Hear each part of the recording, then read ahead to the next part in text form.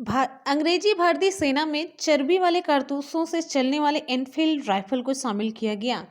कब किया गया था? दिसंबर 1856 में। आपका उत्तर सही हो जाता है, दिसंबर 1856 में। नेक्स्ट इंपॉर्टेंट क्वेश्चन है, भारत के प्रथम स्वतंत्रता संग्राम का मुख्य तात्कालिक कारण था। मुख्य तात्कालिक कारण क्या था? अंग्रेजों का धर्म में हस्तक्षेप का संदेह। नेक्स्ट इंपॉर्टेंट क्वेश्चन है, मंगल पांडे सिपाही थे 34वीं बंगाल नेटिव इन्फेंट्री के। अगले क्वेश्चन पे आ जाते हैं। अगला इंपॉर्टेंट क्वेश्चन आप सभी की स्क्रीन पे, 1857 के विद्रोह के दौरान बहादुर शाह ने साहब ए आलम बहादुर का खिताब दिया था। किसको दिया था? वक्त खान को। अगला है, 1857 की क्रांति का मुख्य कारण था ब्रिटिश साम्राज्य की नीति। नेक्स्ट इंपॉर्टेंट क्वेश्चन है, 1857 की क्रांति सर्वप्रथम प्रारंभ हुई कहां से? उत्तर आपका सही हो जाएगा मेरठ से। मोस्ट इंपॉर्टेंट क्वेश्चन है।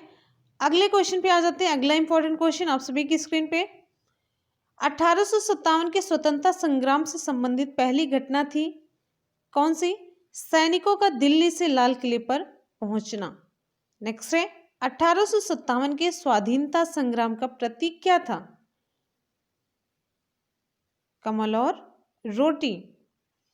नेक्स्ट है, 1857 के संग्राम में 1857 के संग्राम के झांसी, मेरठ, दिल्ली तथा कानपुर केंद्रों में से सबसे पहले अंग्रेजों ने पुनः अधिकार किया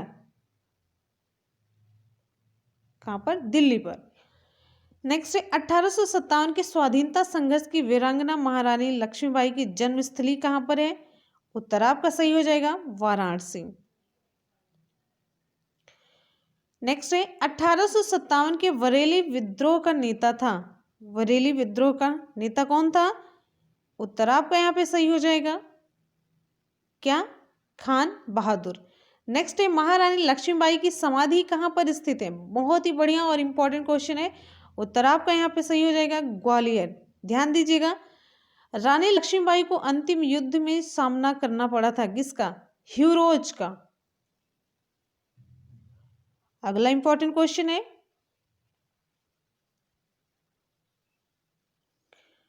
1857 का विद्रोह लखनऊ में जिसके नेतृत्व में आगे बढ़ा वह थी? उत्तर आपका यहाँ पे सही हो जाएगा बेगम ऑफ अवध। वह महिला जिन्होंने अवध में 1857 की क्रांति का नेतृत्व किया, तो उत्तर आपका होगा बेगम हजरत महल ने। नेक्स्ट क्वेश्चन है, इलाहाबाद में 1857 के संग्राम का नेता था। इलाहाबाद में 1857 के संग्राम का नेता कौन था? मौलवी लियाकत अली खान। नेक्स्ट है, 1857 के संघर्ष में भाग लेने वाले सिपाहियों की सर्वाधिक संख्या थी कहां से थी? उत्तर आपका सही हो जाएगा अवध से थी। नेक्स्ट है, नाना साहब का कमांडर इन चीफ था। नाना साहब का कमांडर इन चीफ कौन था? उत्तर आपका हो जाएगा तात्या टोपे। अगला है, अजीमुल्ला खान सलाहकार थे किसके? उत्तर आपका सही हो जाएगा नाना साहब के। नेक्स्ट है, 1857 के क्रांतिकारियों में वह जिसका वास्तविक नाम रामचंद्र पांडुरंग था वो कौन था? उत्तर आपका सही हो जाएगा तात्या टोपे। नेक्स्ट है, कुंवर सिंह 1857 के विद्रोह के एक प्रमुख नायक थे। यह संबद्ध थे कहां से? बिहार से। पटना के 1857 के स्वतंत्रता संग्राम के नेता कौन थे? बहुत ही इंपॉर्टेंट, ये सारे क्वेश्चन बहुत इंपॉर्टेंट है। तो फ्रेंड्स आप सभी लोग वीडियो को लाइक जरूर कर दीजिए। आप लोग जितना लाइक करेंगे उतना मेरे में एनर्जी और मोटिवेशन आएगा। 10 दिन बचा है, कम से कम आप लोग एकदम से एनर्जेटिक हो जाइए, जोश में आ जाइए, जुनून में आ जाइए। तो तैयारी आप कंटिन्यू रखिए। सेकेंड पेपर हम आपको बहुत ही इंपॉर्टेंट क्वेश्चन का कलेक्शन प्रोवाइड करा देंगे, आप लोग परेशान मत होइए। और साइंस की भी ऐसे, और फर्स्ट पेपर तो कंटिन्यूस चैनल पे चल रहा है। असम में 1857 की क्रांति का नेता कौन था? दीवान मनीराम दत्त। नेक्स्ट है, 1857 के विद्रोह का बिहार में 15 जुलाई 1857 से 20 जनवरी 1858 तक केंद्र क्या था? जगदीशपुर। नेक्स्ट है जगदीशपुर का वह व्यक्ति जिसने 1857 ईस्वी के विप्लव में क्रांतिकारियों का नेतृत्व किया। तो आपका उत्तर सही हो जाएगा कुंवर सिंह ने। नेक्स्ट है 1857 के विद्रोह को देखने वाले उर्दू कवि कौन थे। तो आपका उत्तर सही हो जाएगा मिर्जा गालिब। प्रसिद्ध उर्दू शायर मिर्जा गालिब का मूल निवास क्या था। आगरा। आज़ादी की पहली लड़ाई 1857 में भाग नहीं लिया है किसने। भगत सिंह जी ने। अगला इंपॉर्टेंट क्वेश्चन है, अब यहाँ पे देखिए ज्योग्राफी का पोर्शन स्टार्ट हो जाता है। भारत में सबसे प्राचीन श्रृंखला कौन सी है। भारत में सबसे प्राचीन पर्वत श्रृंखला कौन सी है।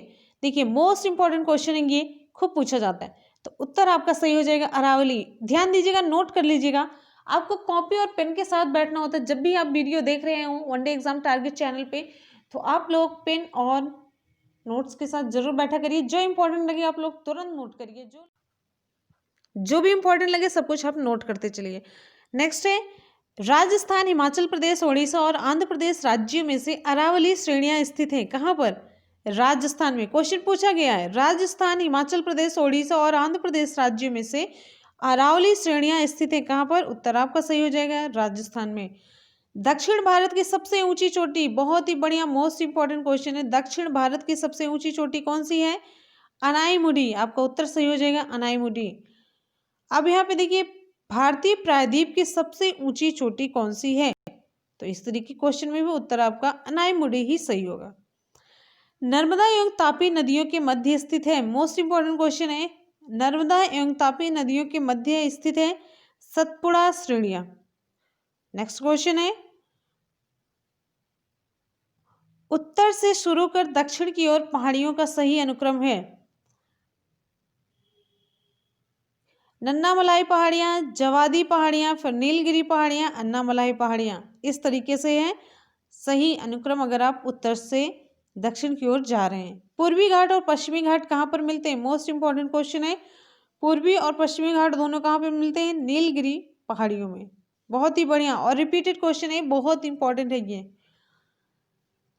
कर्नाटक, केरल एवं तमिलनाडु राज्यों के मिलन स्थल पर स्थित है नीलगिरी पहाड़ियां। नीलगिरी पर्वतमाला स्थित है कहाँ पर। अभी क्वेश्चन आपको दिखा, केरल, कर्नाटक एवं तमिलनाडु राज्यों में। यहाँ पे देखिए बहुत ही बढ़िया सा क्वेश्चन पूछा जा रहा है, हिमालय की ऊंची चोटी कंचनजंगा कहाँ पर स्थित है। तो उत्तर आपका सही हो जाएगा नेपाल एवं सिक्किम में। नेक्स्ट है नंदा देवी चोटी। नंदा देवी चोटी गढ़वाल हिमालय का भाग है। अगला क्वेश्चन है नंदा देवी शिखर स्थित है कहाँ पर स्थित है नंदा देवी शिखर। तो उत्तर आपका सही हो जाएगा उत्तराखंड में। नेक्स्ट इंपॉर्टेंट क्वेश्चन है गुरु शिखर पर्वत चोटी कहाँ पर स्थित है। राजस्थान में अरावली का ये उच्चतम शिखर है। ध्यान दीजिएगा सारे क्वेश्चन बहुत ही सिलेक्टेड हैं। तो जल्दी जल्दी से आप सभी लोग वीडियो को लाइक और दोस्तों में शेयर जरूर कीजिए। आप शेयर करते रहेंगे सभी तक ये नॉलेज पहुंचेगा कि आप ही लोगों के लिए यहाँ पे प्रयास किया जा रहा है। गोसाईधान, कामेट, नंदा देवी और त्रिशूल पर्वत शिखरों में से भारत में स्थित पर्वत शिखर नहीं है। तो आपका यहाँ पर उत्तर सही हो जाता है गोसाईधान। अगला है कुल्लू घाटी जिन पर्वत श्रेणियों के बीच अवस्थित है वे हैं। तो उत्तर आपका सही हो जाएगा धौलाधार और पीर पंजाल। नेलांग घाटी स्थित है कहाँ पर। उत्तराखंड राज्य में नेलांग घाटी स्थित है। अगला बहुत ही इंपॉर्टेंट क्वेश्चन आप सभी की स्क्रीन पे, सेला दर्रा स्थित है कहाँ पर। सेला दर्रा कहाँ पर स्थित है। उत्तर आपका सही हो जाएगा अरुणाचल प्रदेश में। नेक्स्ट है पाल घाट स्थित है नीलगिरी और अन्नामलाई पहाड़ियों के मध्य में पाल घाट स्थित है। भोर घाट कहाँ पर स्थित है। बहुत ही बढ़िया है, सारे क्वेश्चन सिलेक्टेड क्वेश्चन है, रिपीटेड क्वेश्चन है। तो भोर घाट कहाँ पर स्थित है। उत्तर आपका सही हो जाएगा महाराष्ट्र में। नेक्स्ट है लिपू लेक दर्रा कहाँ पर स्थित है। लिपू लेक दर्रा आपका उत्तराखंड राज्य में स्थित है। नेक्स्ट इंपॉर्टेंट क्वेश्चन है, अब यहाँ पे आपके सिविक्स के पोर्शन से क्वेश्चन लिया गया है। भारत के संविधान में उद्देशिका का विचार लिया गया है कहाँ से। उद्देशिका का विचार यूएसए के संविधान से लिया गया। देखिए बहुत ही इंपॉर्टेंट, मोस्ट इंपॉर्टेंट क्वेश्चन है ये, ध्यान दीजिएगा। भारत में न्यायिक पुनरीक्षण की संकल्पना कहां से ली गई? संयुक्त राज्य अमेरिका के संविधान से ली गई है। तो ये आपकी एसएसटी, सोशल साइंस और ईवीएस के लिए इक्वली इंपॉर्टेंट वीडियो है। अगला क्वेश्चन है, भारतीय राजनीतिक व्यवस्था में सर्वोच्च है, भारतीय राजनीतिक व्यवस्था में सर्वोच्च सबसे ऊंचा क्या है? संविधान। उत्तर हमारा सही हो जाता है संविधान। भारत की संघात्मक व्यवस्था संबंधित है किससे? भारत की संघात्मक व्यवस्था किससे संबंधित है? तो आपका उत्तर सही हो जाएगा कनाडा से। ध्यान से यहाँ पे देखिए, भारतीय संसदीय प्रणाली ब्रिटिश संसदीय प्रणाली से इस बात में भिन्न है कि भारत में क्या है? न्यायिक पुनरावलोकन की प्रणाली है। ब्रिटिश संविधान में ऐसा नहीं है। न्यायिक पुनरावलोकन की व्यवस्था भारत और यूएसए में है। नेक्स्ट है, भारत के संविधान में सम्मिलित समवर्ती सूची देन है किसकी? ऑस्ट्रेलिया की। यानी कि ऑस्ट्रेलिया से अपने भारतीय संविधान में जो समवर्ती सूची शामिल की गई है, कहाँ के संविधान से शामिल की गई है? उत्तर आपका सही हो जाएगा, ऑस्ट्रेलिया के संविधान से लिया गया है। भारतीय संविधान में राज्य की नीति निर्देशक तत्वों की संकल्पना आधारित है, तो उत्तर आपका सही हो जाएगा, आयरलैंड के संविधान पर ये आधारित है। नेक्स्ट है, भारतीय संविधान में मौलिक कर्तव्यों का विचार किया गया था, ये रूस के संविधान से, पूर्व सोवियत संघ यानी कि रूस के संविधान से। अगला मोस्ट इंपॉर्टेंट क्वेश्चन है, भारतीय संविधान में सन्निहित मूल अधिकारों की अवधारणा की गई है। मूल अधिकारों की अवधारणा संयुक्त राज्य अमेरिका के संविधान से की गई। मोस्ट इंपॉर्टेंट क्वेश्चन है, आप लोग मार्क कर लीजिए। नेक्स्ट है, लिखित संविधान का प्रारंभ हुआ, लिखित संविधान का प्रारंभ कहां से हुआ? तो आपका उत्तर सही हो जाएगा, अमेरिका से। भारतीय संविधान की प्रस्तावना के संबंध में शब्दों का सही क्रम क्या है? शब्दों का सही क्रम पूछा जा रहा है, तो सार्वभौमिक, फिर समाजवादी, धर्मनिरपेक्ष, देन प्रजातांत्रिक। अगला इंपॉर्टेंट क्वेश्चन है, भारत को धर्मनिरपेक्ष राज्य वर्णित करता है क्या? संविधान की प्रस्तावना भारत को धर्मनिरपेक्ष राज्य वर्णित करता है। अगला है, भारतीय संविधान की प्रस्तावना में भारत को घोषित किया गया है एक सार्वभौम, समाजवादी, धर्मनिरपेक्ष, प्रजातांत्रिक, गणतंत्र। ध्यान दीजिएगा, सारे क्वेश्चन बहुत इंपॉर्टेंट है। तो फ्रेंड्स जल्दी जल्दी से आप सभी लोग वीडियो को लाइक कर दीजिए। जितने लोग वीडियो देख रहे हैं उतने लाइक आप लोग करेंगे तभी आगे की वीडियोस हम कंटिन्यू कर पाएंगे। कम से कम हमें भी एनर्जी की ज़रूरत होती है, मोटिवेशन की ज़रूरत होती है। आप लोग लाइक करते रहिए, शेयर करते रहिए दोस्तों में, जितने भी आपके रिलेटिव हैं, दोस्तों, फेसबुक पर, व्हाट्सएप पर जरूर शेयर कीजिए। आपकी शेयरिंग हमें काउंट कर लेते हैं, हमें पता चल जाता है। अगला क्वेश्चन है आप सभी की स्क्रीन पे, राष्ट्रपति के उम्मीदवार के लिए क्या आवश्यक है? आयु 35 वर्ष हो, सांसद चुने जाने की योग्यता रखता हो, देश का नागरिक हो। एक सांसद अथवा विधानसभा का सदस्य राष्ट्रपति निर्वाचित हो सकता है, परंतु निर्वाचित होने के तुरंत उपरांत अपनी सदस्यता छोड़नी होगी। नेक्स्ट है, राष्ट्रपति के पद के लिए पुनः निर्वाचन की योग्यताएं निर्धारित करता है कौन? अनुच्छेद 57, अनुच्छेद 57। अगला क्वेश्चन है, अगर भारत के राष्ट्रपति के चुनाव में कोई विवाद है तो उस विवाद को सौंपा जा सकता है कहां पर? भारत के सर्वोच्च न्यायालय को। इस विवाद को, राष्ट्रपति के चुनाव में अगर कोई विवाद है तो ये डायरेक्टली सर्वोच्च न्यायालय में जाएगा। नेक्स्ट है, राष्ट्रपति 5 वर्ष तक अपने पद पर रहता है। कब से कब तक? अपने पद ग्रहण के दिन से, जब से वो पद ग्रहण करता है उसके बाद वो 5 साल तक रहता है। भारत का राष्ट्रपति अपना त्यागपत्र सौंपता है। भारत का राष्ट्रपति अपना त्यागपत्र किसे सौंपता है? भारत के उपराष्ट्रपति को। ये सारे क्वेश्चन बहुत ही इंपॉर्टेंट है, आप लोग इन्हें नोट कर लीजिए, मार्क कर लीजिए। भारत के राष्ट्रपति को उसके पद से हटाया जा सकता है किसके द्वारा? संसद द्वारा। अगला इंपॉर्टेंट क्वेश्चन है, राष्ट्रपति पर महाभियोग चलाया जा सकता है अनुच्छेद 61 के द्वारा। अनुच्छेद 61 के द्वारा।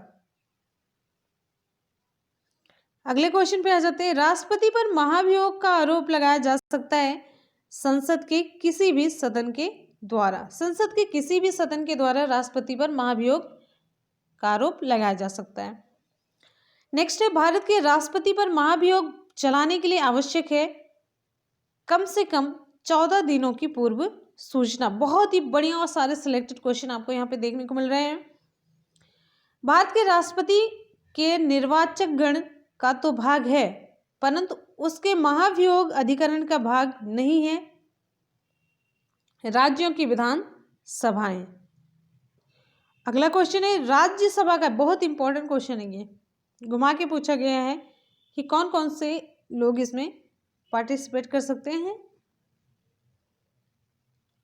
अगले क्वेश्चन पे आते हैं, और कौन कौन से नहीं। राज्यसभा का सभापति कौन होता है? उपराष्ट्रपति। मोस्ट इंपॉर्टेंट क्वेश्चन है, आपके एग्जाम में क्वेश्चन पूछा जाता है खूब।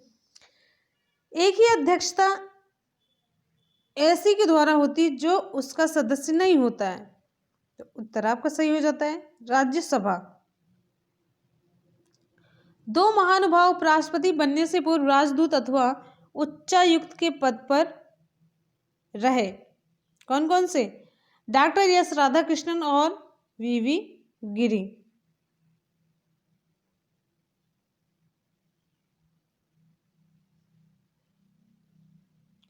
अगला है, बहुत ही बढ़िया क्वेश्चन, एक से अधिक बार प्रधानमंत्री नियुक्त हुए हैं। कौन कौन? Jawaharlal Nehru, Indira Gandhi, Gulzari Lal Nanda, Atal Bihari Vajpayee, Manmohan Singh ji. Most important question था। अगले क्वेश्चन पे आ जाते हैं, भारत के प्रधानमंत्री की मृत्यु देश के बाहर हुई, किसकी? लाल बहादुर शास्त्री की।